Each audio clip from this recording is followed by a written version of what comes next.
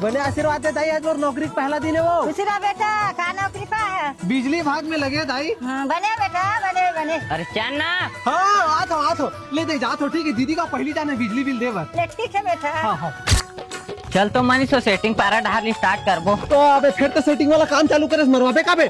नौकरी का पहला दिन है। ले चल रे भाई, दीदी घर ले स्टार्ट करबो। ठीक है, भांची देखी ना तो खुश हो जाई। चल ले चल।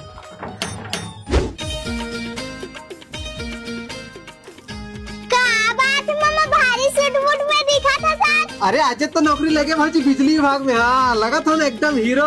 लेन भाई जल्दी कर, पूरा गांव बचे अभी। हाँ हाँ ले भाजी, तोर बिजली बिल आया जमा करवाता हूँ। का बिल मामा? अरे जन बिजली चला था अगर बिल आया भाजी। तोला कौन बताइस मामा हमन बिजली चला था के?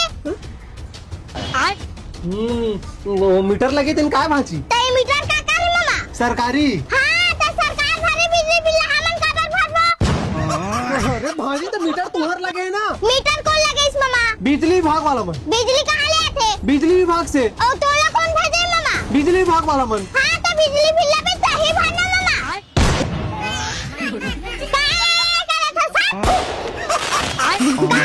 सुबह सुबह भिखारी मन के दर्शन हो जाते रे। चूथा पारा आना चाहिए रे।